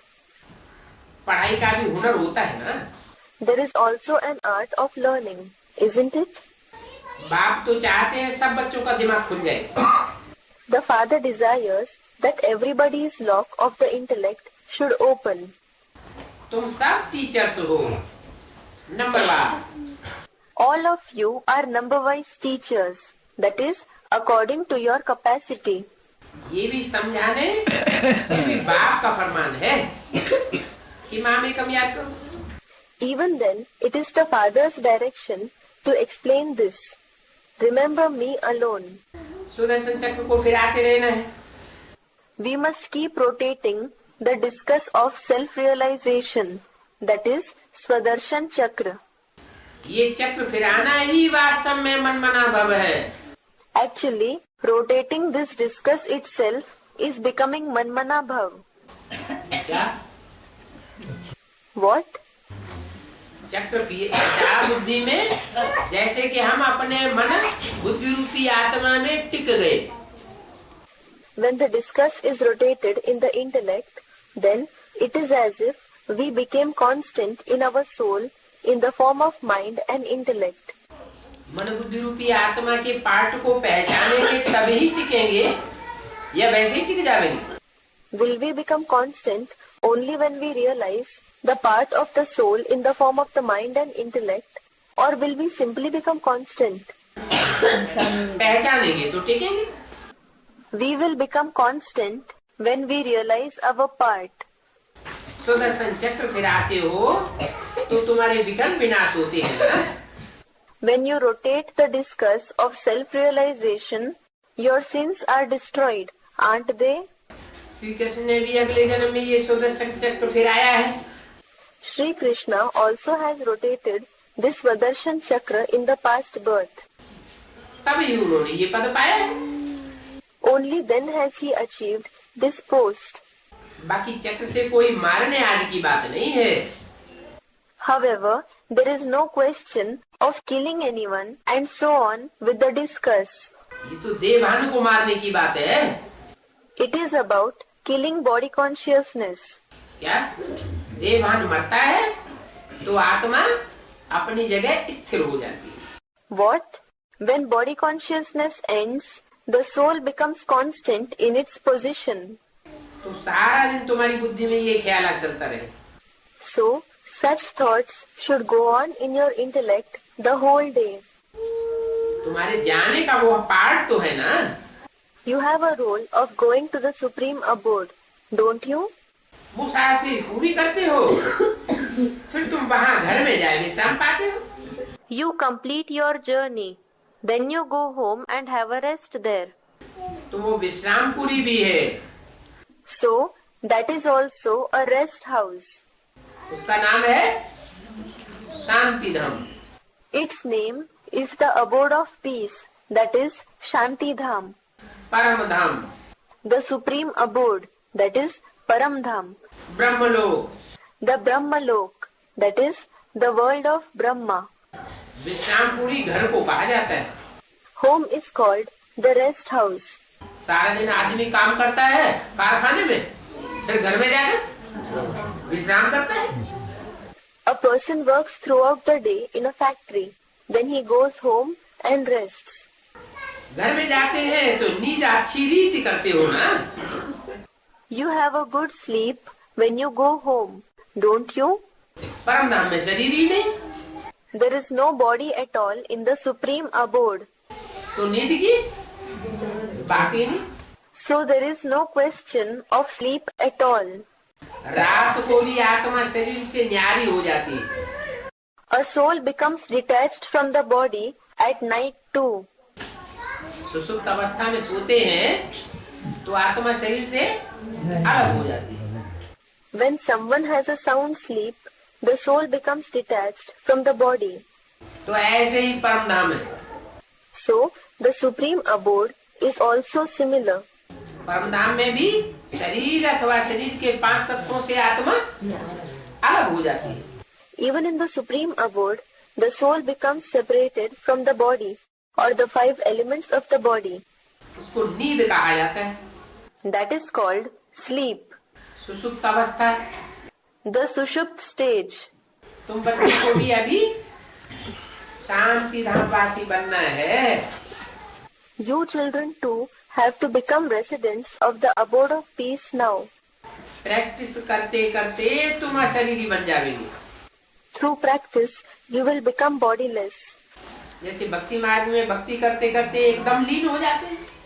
For example, in the path of devotion, while doing bhakti, they become completely immersed in it. बस भगवान का रूप ही देखते रहते. That's all. They keep seeing only the form of God. इस ज्ञान में तो ये सारी दुनिया भूल जानी. In this knowledge, we must forget the entire world. ये है बेहद का संन्यास. This is sannyas, that is renunciation in an unlimited sense. अभी हमको तो अपने घर जाना है. Now we have to go to our home.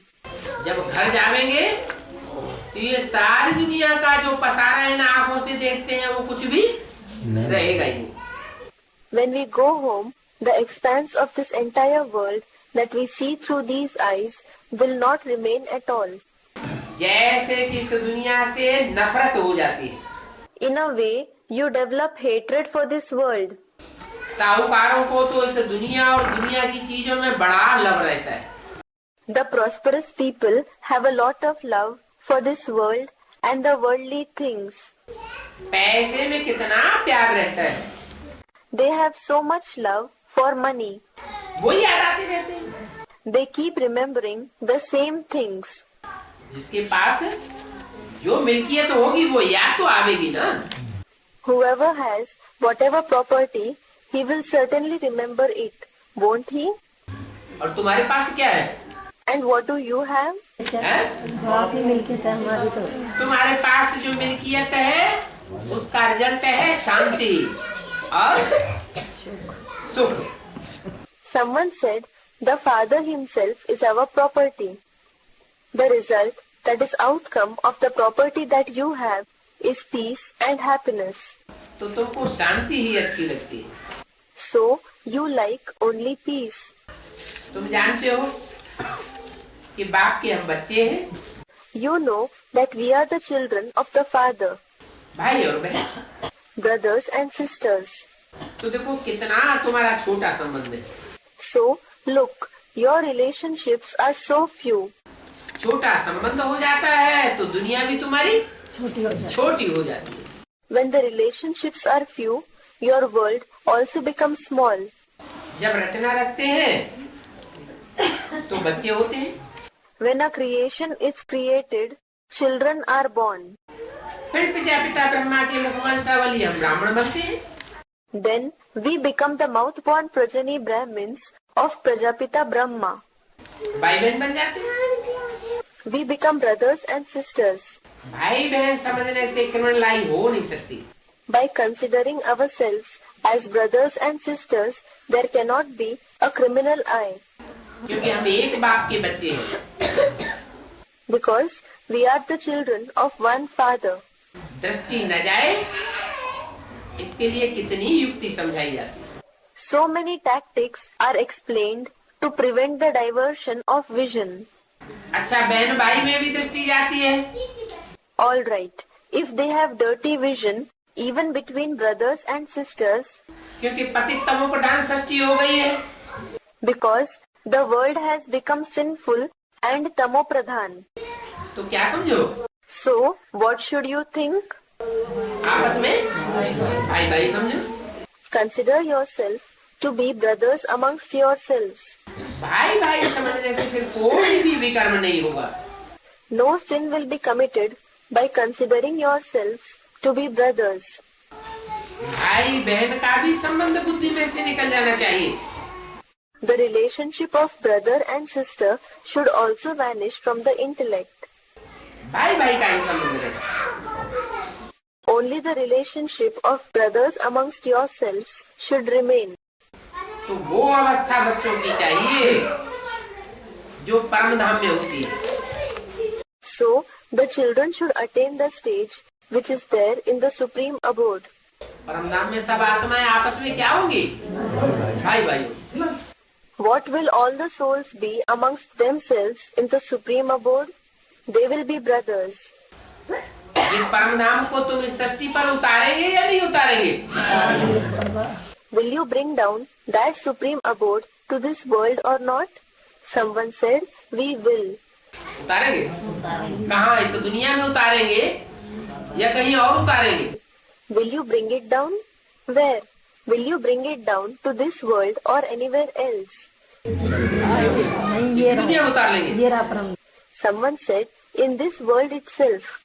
Will you bring it down to this world itself? इस दुनिया में कहाँ पे? Where in this world? इसी घर में उतारेंगे। हाँ, उतार लिया बाबा। हैं? उतार लिया। Someone said, this itself is the supreme abode today. Will you bring it down in this house itself? Many replied, yes Baba, we have brought it down. उतार तो लिया। आबू अब्बा का घर कहाँ गया है? So, it has been called the house of Abu Abba, that is, the father. जहाँ आज में भी तपस्या हुई और अंत में भी तपस्या धाम बन जाएगा। Where tapasya, that is intense meditation, was done in the beginning, as well as it will become an abode of tapasya in the end. सारी दुनिया की बुद्धि उस बाप के घर में लगेगी। The intellect of the entire world will be focused on the father's home. तो सबकी निराकारी स्टेज बनेगी जल्दी जल्दी। Then everyone will achieve an incorporeal stage very quickly. तो बच्चों की वो अवस्था चाहिए जहाँ आपस में भाई भाई का संबंध ही स्मृति में रहे। You children should achieve a stage where you remember only the relationship of brothers amongst yourselves. और कोई भी संबंध याद न आए। And no other relationship should be remembered. अच्छा, मीठे मीठे रूहानी बच्चों प्रति रूहानी बाप दादा का याद प्यार गुड मॉर्निंग। रूहानी बाप की रूहानी बच्चों को। All right, remembrance, love and good morning of the spiritual Bap Dada to the sweet spiritual children. Namaste from the spiritual father to the spiritual children. Om Shanti.